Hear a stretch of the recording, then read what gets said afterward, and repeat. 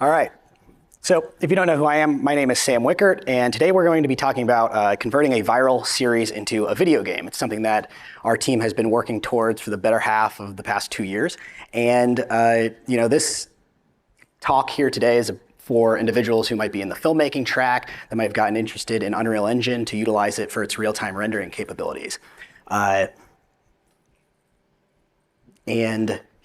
We're going to share a glimpse of the process of our journey of producing a video game, based off of some of our pre-existing short film IP, which is called Chalk Warfare. So if you're not familiar with what Chalk Warfare is, I've got a quick little snippet video to show you a little bit about the series.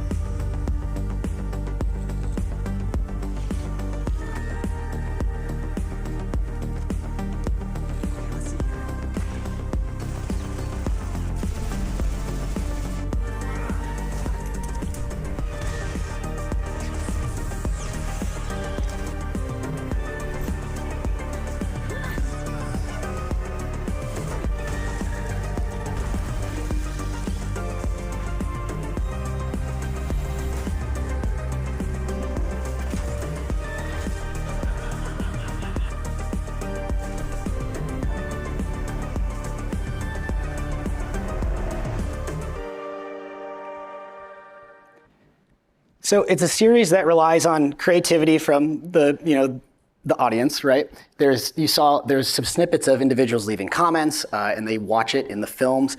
The films have racked up several millions of views because of the creativity, and creativity being one of the greatest allies is a key proponent to the films. And currently these films only exist in flat 2D films. It's a series of 4 different episodes on our YouTube channel, and it has had that minor interactive element, but there has been a ton of demand throughout the years in the comments of people wanting to see this turned into a video game. So the demand has existed, and Unreal Engine 5 was our team's engine of choice to make this a reality. I'm going to talk a little bit about why, and I'm going to talk about how we're going about doing that. So first, I'm going to show a little bit of a demo that I just recorded about 10 minutes ago, just to showcase, because I am unable to run it on this computer currently as I'm presenting. So this is actually a little bit about what the game looks like with the weapon drawing aspect. So you can see here we've got our player. She's walking over, and I open up the chalkboard, and this is here just to preview. We can draw whatever we want, and the game actually uses some machine learning algorithms that we developed to be able to actually decide what the user is drawing and being able to produce that to create a replicated experience similar to what the users see in the films. So you can see here, I drew a pistol. I'm going to shoot some of these targets, but it's a little weak. So say the gameplay changes, and just like the videos, the user wants to go in and change something to make it a little better. I actually am going to go ahead and just turn this into a submachine gun. So I got to draw a magazine, obviously, and on top of that, I'm also going to draw a stock, and from that, our game is just automatically figuring this out for us. And that's a lot more powerful now. And then just for fun, I also decided to turn this into a rifle. Say the map becomes long range, and we want to change things up a little bit, have a little bit more power at the expense of having to draw, obviously.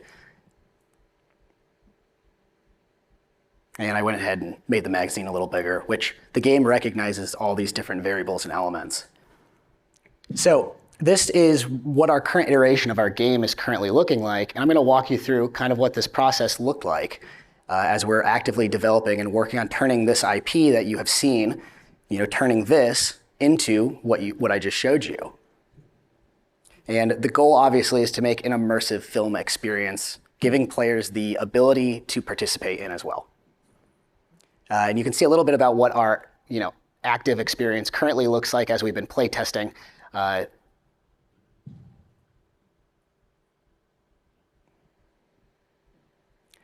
So we're going to be showing you this process, and this talk will largely be about 3 major talking points, right? We have adapting the idea into a new medium. We also have the technical execution and limitations from the crossover of the transmedia approach. So that would be through game and film. There's a lot of crossover, but there's also a lot of stuff that is a little different. So we're going to talk about those limitations and how we kind of tackled those. And then on top of this, we're also going to talk about how and why you should bring your audience with you and kind of the tactics that we've been using to be able to build this and make this a reality with our audience and our fan base. So I expect a lot of you out here are potentially interested in Unreal Engine, maybe not so much from game development, but for filmmaking, or you're interested from game development trying to get into making your idea a reality and having it be a transmedia approach. That's who this talk is for, and we're excited to jump in here. So it's important to first mention who we are, in case you don't know, because we have a little bit of an interesting background when it comes to using Unreal Engine. We're not the traditional game development company that a lot of companies here probably are. We actually are strictly a 2D flat format company as of now. We have a YouTube channel where we have around 3 million subscribers, and we create experiences for our audience online. So you can see we've got viewers from all across our platform, and primarily Chalk Warfare is one of our biggest platforms for our audience. Here's a little bit about here's a little of our work, our reel in particular, and it shows some of the work that we've done on our YouTube channel in flat 2D format, as well as some of the work we've done with TV and movies and previs for our services side of our business as well.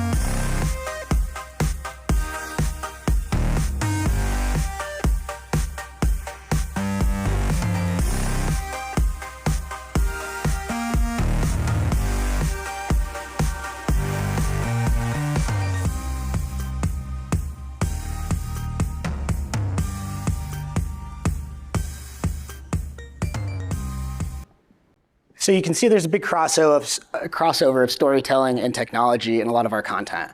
And specifically, we've used a lot of the engines, such as Unreal Engine and 3D programs as well, to make these experiences possible. And we specifically got involved in this when a lot of people thought that these game engines were not production ready several years ago. And as we've been inching closer to this real-time technology, it's slightly becoming more production ready. Now, obviously, there's a right tool for the job, right? Like a game development program is used for game development. But we saw that it was a matter of time with our work that we would be able to have the graphic rendering capabilities be utilized as flat format film. So we started getting into using Unreal Engine. And more specifically, with our filmmaking approach, we started using it. So it all started kind of back in 2016. We realized the ability to do this with virtual reality. So our company was brought on to make several virtual reality shorts with Google Daydream. And you can see some of those here. And we realized the capabilities of using a game engine because it introduced the ability to actually have a better experience than what we were making with these 2D nodal pieces of content with stereo VR. Because with the game engine, you actually have 6 degrees of freedom and walk around the game engine. So that kind of led to our company getting really interested in how we could use Unreal Engine for our pipeline. And then from that, obviously, 2021, we had a big boom with virtual production becoming pretty popular. And this put us in a spot where we were able to take those same techniques, bring them forward. Now, it's a very similar process in a lot of regard, right? You can see some of this stuff here. It's just the difference of being able to do it in real time versus our traditional slower approaches where you go, you're waiting days or weeks to see what the green screen key is going to look like and what your comp's going to look like. So that's why these virtual production pipelines were such a unique advantage for us to be able to utilize, and we were so interested in continuing the development of using Unreal Engine. And with that, if you're using the engine, you obviously unlock the capability of having the interactive features of the engine as well, because it's a game engine. So there's a lot of tools in our tool belt, which we'll talk about. But today in particular, we're at this point now leading us to, you have real-time graphics and content creation, and that's kind of where we're living. We're looking to make film content and creator-based content and have some exciting possibilities exist by using Unreal Engine specifically for our audience to interact on a deeper level than just a flat 2D film. And we're looking to make kind of an ecosystem of entertainment, right? Not just something that you watch, we maybe spend a year and a half making, and people watch it maybe multiple times, 3 or 4 times, when you can make a game where people can play it for hundreds of hours. Just from a value perspective, that's huge. So for the game development pipeline that we'll be talking about today, we've got several different tools and software that we'll be talking about. And I'm going to put this list up here just because it's helpful as we're walking through some of these things. So obviously we have our offline VFX. Those are just our traditional software that's not so much has to do with Unreal Engine, but obviously they're still utilized when you're using Unreal Engine. Motion capture, Xsense suits, our Manus gloves, and camera tracking with Vanishing Point, and obviously all the stuff that has to do with traditional filmmaking approaches. So this leads us into part 1. And part 1 is adapting your idea. So you either are coming here with, pre-existing IP or an idea that you want to see into a game, or potentially you want to make into a film and you're looking to turn it into a game and have some form of interactivity. So as we talked about earlier, ours was Chalk Warfare. Now we had this interesting film series that had success online, and we knew we wanted to turn it into something bigger than what it was, something more interactive than just films. But the big question was how? This is a very daunting task, and making games is extremely daunting, right? So there's a few questions that we had to ask ourselves before we even decided to try to begin development. And I think the most important question that you want to ask yourself is, why should this even be a game, right? It's the same thing with VR back in the day. When we used to work on VR projects, you question, okay, why don't you just make this into a flat 2D film? There's over 100 years of filmmaking techniques that have taught people the cinematic language and how to tell a good story in a 2D format with cutting and cinematography. So why does it need to be in VR, for instance, right? So the question, that was always the big question. We were working on a VR project, and the answer was always having it in virtual reality at least adds some form of added immersion that you wouldn't get from 2D, right? So the experience of feeling like you're in the scene is an added advantage because you're ultimately limiting your audience with VR, right? So this was a big question for us. It's why should this be a game? Because games are expensive and they're very, very hard to make. And that's getting easier, which we're going to show as we move on with this talk, obviously with all the great tools that Unreal Engine's making, but it still is true that it's expensive and hard to make. Then on top of this, as a creator, we wanted to build an extra level of immersion. So we wanted to make sure that it actually lived up to the authenticity of the films that we had. So we couldn't make a subpar game for our audience that had a certain expectation when they went in to play it. So at the end of the day, the goal is making something that people can spend hundreds of hours in and not just watch several times over. And that was very exciting for us. So with now that answer being that we wanted to have some form of interactivity, the most important question next is it fun, right? Because why would you make a game that's not fun? From our filmmaking approach, obviously, there's a lot of entertainment rules that you follow when you're making a film, and you're always trying to watch a scene and watching it over and over again, re-editing it, try to get the pacing right, the flow, the look, everything. Now with a game, it's a completely different ballgame. There's obviously a lot of crossover between the two mediums, but at the end of the day, the rendering fidelity, all those things take the backseat in terms of wanting the game just to be fun, right? You can look at a game like Minecraft. Minecraft is not photoreal, right? It serves the purpose of the point of the game, and it's building a different game that's fun and has fun game mechanics. So this was a very important thing for us as we were building and starting to prototype our approach. And this was a very difficult and daunting task for us, obviously, because we had to figure out how we could make a game where users could draw and upgrade their experience with the same authenticity as the films. So with this prototype that we ended up developing, we now had to take some key considerations into account, right? It was defining the rules of the world. And this was exciting to us as creators in traditional film because it's a very similar process. We're able to build a world and make those rules work in the world, but we had to take an added approach where we were actually considering both the film and the game. We had this added availability with our team to be able to say, hey, we have the films that already exist. They set up a certain lore, but they're very light on the story. So why don't we come up with a story that also works with our video game that we're looking to develop so that we can have this crossover that works seamlessly. So that was an advantage we had having not brought our game into existence yet. So it was very fun getting to collaborate with some of the same collaborators that we work with in our filmmaking side of things, specifically Olin Rogers, who is a talented individual, a close friend of ours, he's the creator of Final Space on TBS, who helped us develop our new world and direction of characters and the lore that's necessary to be able to make this ecosystem work. And again, this was extremely fun because it's so similar to making a film, except you're taking into account certain things that need to be required for when you kind of soft launch your game and have players start to learn as they're playing the game.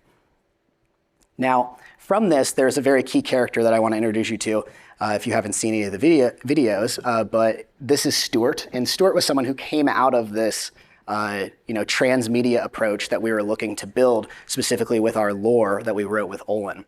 And he's a wacky character, and he's the R&D specialist of everything Chalk Warfare in our game and in our ecosystem of entertainment. And you can see here we've got the two different characters, the real-life version and also the video game version of Stuart.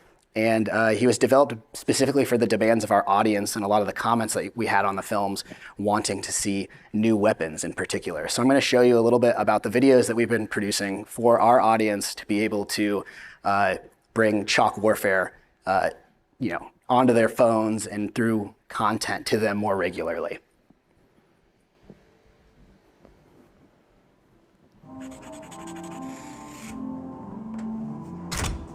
That's what I'm talking about. Stuart here. I'm drawing some of the most requested Chalk Warfare weapons from the comments. And today we have a railgun. This was requested by Stacy 404. Huh. Stacy is the name of my ex-girlfriend. April 4th is our anniversary. I'm just putting the numbers together. A lot going on in my head. Back to work. Ooh, a hostage situation. That's my favorite. Stay calm. You should have stayed home, Tony. Come on, stay calm, Stuart. Stay calm. Stacy, duck! Yes! I got you! I saved the day, like I always do. Stuart here. Leave some comments below on what you want to see next. I love her. My job.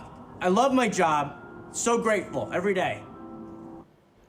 So this is just an example of a vertical short that we created on our pages for our audience to be able to interact with the, with the concept and also be able to suggest weapons. And you can see that you're going to see very soon that this is a very similar look to everything in the game. The character is in the game, as you saw earlier, and he's got the same actor playing him with the same voiceover, and we've also got the same assets being able to be utilized. But on top of this transmedia approach of building the set, we're able to actually place the background in quite easily through using all the same Unreal Engine assets that are in the game. So this is huge because you make an asset usually in film, and it's a bit of a bummer because you spend all this time making this really beautiful asset and it might be seen for like 3 seconds in a shot of your film that you're working on.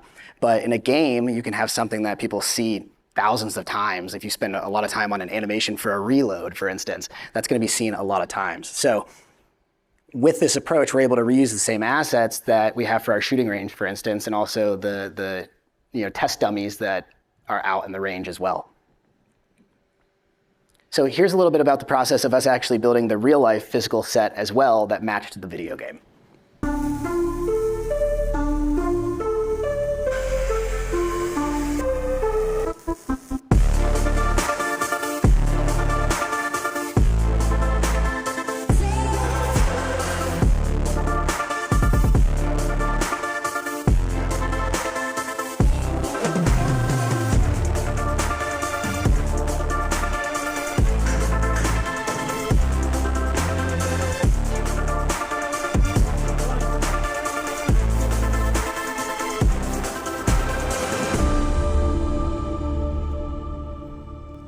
So we'll show how that's implemented very shortly, but to summarize this topic here, there's some tough considerations that we had to take into account in particular. So there's, how do you make your game mechanics fun? In particular with the idea that you're taking, how is it a different concept from other video games, right? And ours in particular was the drawing mechanic that was very difficult for us to determine exactly how we were going to, use machine learning to be able to create an experience for our audience. Then on top of this, you just think of it as a tree, and you're just branching out every decision you make when you're developing this game versus in a film where it's more of a linear approach. Because there's always a question, you go, okay, so should this be a first-person game or should this be a third-person game? And that's a consideration that you make pretty early on.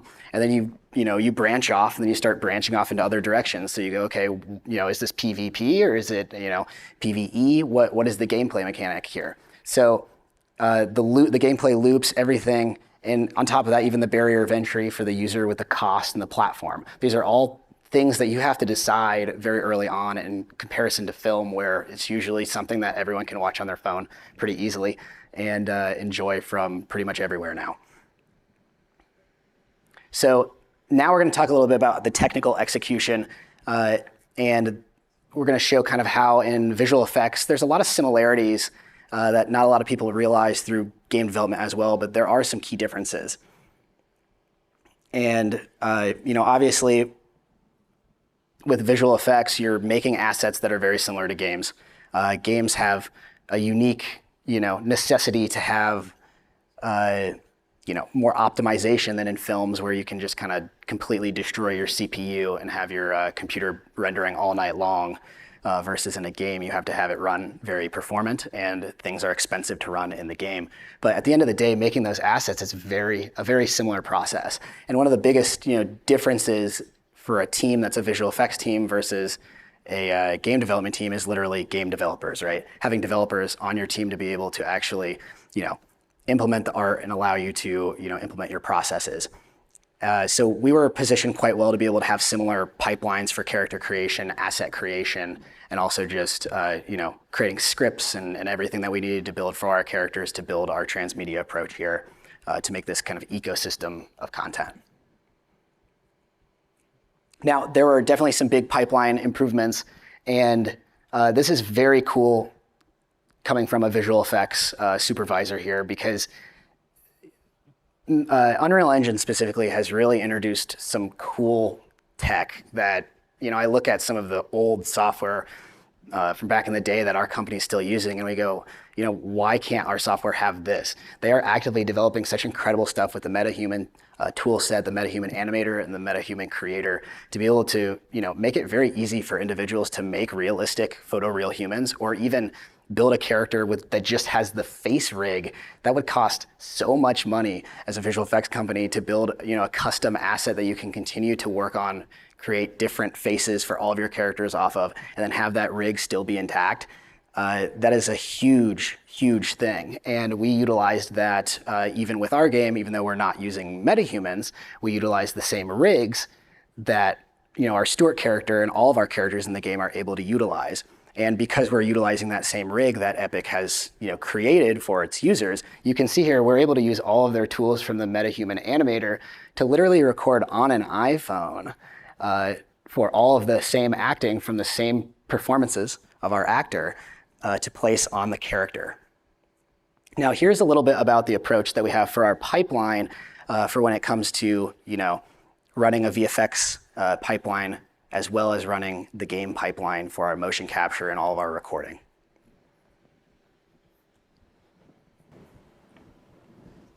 So we are here today on a physical set that directly matches the geometry inside of our video game. And today we're recording some cinematics. We've got our talent. He's here on set. He's got an Xsense motion capture suit on. He's got Manus gloves, and he's also got an iPhone on his face rig that's recording all of his facial animation, and we're getting all the body animation. Some may even say that your art degree matters. We're able to record all this, as well as audio, through a custom script we wrote with the click of a button. There's no frustration with how long we're recording. We just click record. The Xsense does all the work. We export the data, apply it to our character in Unreal Engine, and there's no cleanup necessary. We're taking what we get. We're doing some adjustments here and there to adjust the performance, but the Xsense is helping us out here to be able to just focus on recording our character. So it truly is quite cool to be able to easily run this process in comparison to a visual effects process where you're not seeing all this stuff happen live. You obviously have the ability to see all of the real-time rendering happening right in front of your eyes. We can even pick up a camera that we'll talk about a little later where we can see our cinematics happen right in front of the user that's recording the cinematics for the game. And you can see that our talent on set as well was able to actually work in the physical space because when we built everything in the computer and then built the set, everything was built exactly to scale. So it's the exact same for when he's acting as the real life character versus the video game character. And then obviously another technical advantage that's huge is repurposing assets. And I've talked about this a lot,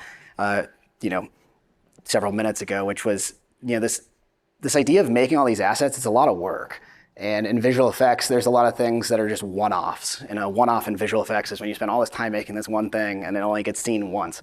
And that's very frustrating. But with the game side of things, specifically even with the assets that you saw earlier with the test dummies, we're able to make these. And these are offline renders that were from Blender, I believe, that they're brought directly into Unreal Engine to be able to use both in the films and in the game. So you've got assets that can be run in a photoreal pipeline that can be remeshed to be heavier and also still mocapable, but they can be run in an offline process if we need to. But then when it comes to actually putting it in the video game, they are ready to go and it's the same exact asset.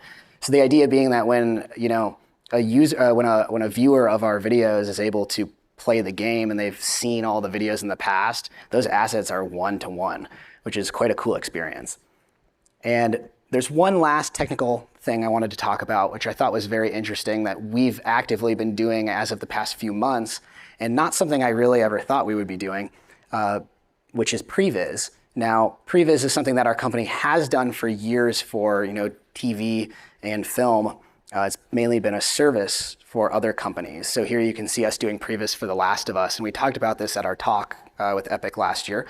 And we're using a lot of these same approaches, but we realized very early on as we were developing this video game and working with developers that we were able to use these same approaches when it came to video games. So I'm just going to show you how this is all running in Unreal Engine in case you haven't seen our talk last year. But we're using the same approaches that we were using with virtual camera, with the face rigs that Stuart has, with the motion capture suit. The Xsense is on this character here. And this is how we previs some of the core scenes in episode 1 with The Last of Us, right? So this was a service job that we had, and we were able to use the game engine to do this.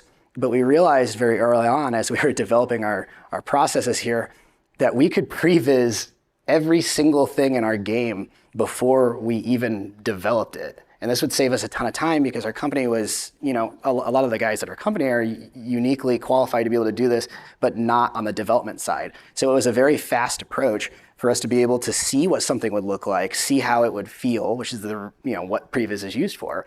But then the only thing we're missing is the key component of how does it feel in game, right? So we at least have most of the senses covered when we're watching it to be able to determine if that's something we want to go forward with. So as you can see here, we've got previs of what we wanted our opening menu to look like. And we had one artist make that top piece, that top image that's playing right there. He made that in about an hour and in Unreal with the assets that we already had built for the game. And then a couple weeks later, once we iterated on the top, we realized, okay, we want to make some changes here. Let's make some tweaks with the text. So we don't really like this, right? But then once we were done with it, we were able to send that off and work with our developers specifically with a very key visual piece of content to be able to show them how we want this game to feel and look in this specific level. And you can see how well it ended up being matched. It's pretty much one-to-one because that asset existed already. And then again, a lot of the assets that are being used in the visual effects pipeline, like the text, the typefaces, the different graphics, can all also be pushed over into the game engine with Unreal. So when it comes time then for the testing and iteration that we're doing, it's important to always be play testing. And this reminds us a lot of, bringing a film into an audience to be able to see, how people are feeling, do a little bit of a watch party, And also it reminds me of early days on YouTube, when you upload a video on YouTube, you get instant feedback from people leaving comments, oh, this video is terrible. And you go, oh, okay, maybe I should, improve my work over through, fixing this one thing. Or, you have instant feedback on YouTube, which is something that you never would get through a festival circuit. So we're taking a similar approach with our game testing, where we actually play test multiple times a week with the team, and also showcase some of the work to our audience members as well, to be able to get instant and real-time feedback on what we need to improve. So then we can build it through the same pipeline that we would use for film, right? If we show a scene to somebody and they're not feeling the scene, they're not understanding what's happening, you immediately would go back to the editing side of things, fix the scene up, and then re-show it, or go back to audio, whatever was not working. Now with playtesting, we can do that same thing. We can go directly back to previs, start prevising out what we want to change with the game development process, play test it again, and just keep that loop going for testing iteration, which is a huge aspect of game development that you do in a slower pace in the film world. So this is the last part here, and this is a very important part that we've touched on a lot, and it's bringing your audience with you. So what's really unique for our idea here, and I think is very unique for developing games now, and in this world of the creating your own content and having companies that are able to make video games that aren't AAA studios, a unique advantage we have is being able to have an audience that we can showcase directly to the consumer what they're hoping to play and what they're hoping to get, because those are the people that are going to be playing your game and potentially paying for it, or spending their time in it. So you want to make sure that that game is built for them. And we've been doing this through a series of approaches, specifically with our different online platforms, with YouTube and also Discord. And that's something that we've been actively working towards. So right here, there's several different things we've been taking into account. One of them is audience excitement. So obviously just announcements, episodes for our videos that coincide with game updates is a big plan for what we're moving forward towards. And then involvement is a big one that we've been doing, with specifically working towards having weapon suggestions and seeing what users actually want to develop inside our video game. Because our game also is built on the fact that it learns from users' prior drawings and prior work. So it continues to get better over time. So this was a very important aspect to our game that we wanted to focus on getting community feedback towards. And obviously, this is written in here, and I think this is very true. It's games can live and die with how their community responds to it, because you obviously want to meet their expectations. And then with this direct-to-consumer approach, you also have the audience feedback. So directly inside these platforms, you've got your audience that wants to play your game. They're actively involved in it. They have a stake in it almost, but they also will tell you if they don't like something, or if or that they really love something. And that's great to iterate on quickly, because there'd be nothing worse than spending all this time on your game, having it come out, and then there's one core thing that's just terrible about it, and it could have easily been fixed if you would have known from your direct consumer base what they want to see. And then obviously you've got social media and all the content that you can create as well. Now, here's an example of kind of what we've been doing with the Stuart character as well on our Discord page. So we have a place where people can suggest weapons, and this is similar to our YouTube as well, but we've been actively wanting to build up our Discord page a little more in comparison to our YouTube. So we've been creating content specifically for rolling, them. Glenn? Because when you're rolling, you're supposed to say action. Okay, let's try it again. Hi, how's it going? Stuart here. I'm the R&D specialist here at the Chalk Warfare Project. This one goes out to the Discord community, my favorite community, and I apologize for being a little MIA lately, but that's going to change. Why don't you leave some weapon suggestions below, and I'll draw them up and I'll test them out. Like this bad boy right here. Oh, this baby's got some power. Let's test it out, shall we?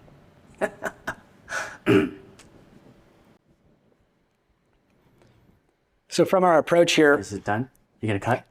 we're able to kind of directly create something that you might not see online, and it makes the user feel like they're kind of witnessing something that they weren't supposed to see. And we're kind of building that backstory as we're also interacting with our fans through these videos. And as you watch more of them, you're going to start to learn more about the lore of our game, as well as these people that are leaving comments of weapons and wanting to be actively a part of the game are getting that positive feedback and being able to actually leave feedback on it, and we're able to deliver on those promises. So it's fun for us as a content creation company, as well as, as we're developing this game, we want to create an experience for them. And my last piece of advice here is to definitely hire good developers. We're extremely thankful for the developers that we have, specifically the Laud Zero team that we've been working with. And then on our team as well, we've had a lot of individuals that have been in game development, but got more on the art side of things when it came to VFX, and they've transitioned to helping our development strategy here with our video game. But this is one of the most important things, and it's one of the biggest reasons why very early on, several years ago when we created these different prototypes for this video game, because this series has been going on for 10 years, and we've always wanted this to be a game, but there's always this, fear of not being able to actually deliver, right? So it was always the development that was the hardest thing for us to be able to do, and through the years we've been able to find some great talent, and that's obviously extremely important. And then on top of that, as things are getting easier in Unreal Engine to make games, there's kind of this inflection point where, if we can't deliver it in Unreal Engine 5 in a year, we might be able to deliver it in 5 years in UEFN, right? That's a very interesting race that we're on, and everyone's on when it comes to making video games right now. So next steps for us are a lot more play testing, obviously. We're opening up community beta testing, and one of the most exciting things for us is this transmedia approach, getting to reuse all the assets that we're going to be developing over the course of the next year as we're doing this, and as we've been doing this. All these same assets are being used for the Chalk Warfare 5 film that will be coming out. So that's extremely exciting for us because we're able to use the same stuff that we talked about here to make a great experience for our audience, and the work's already been done. So we have all those assets ready to go. All right, I think that is it. Thank you guys so much for coming.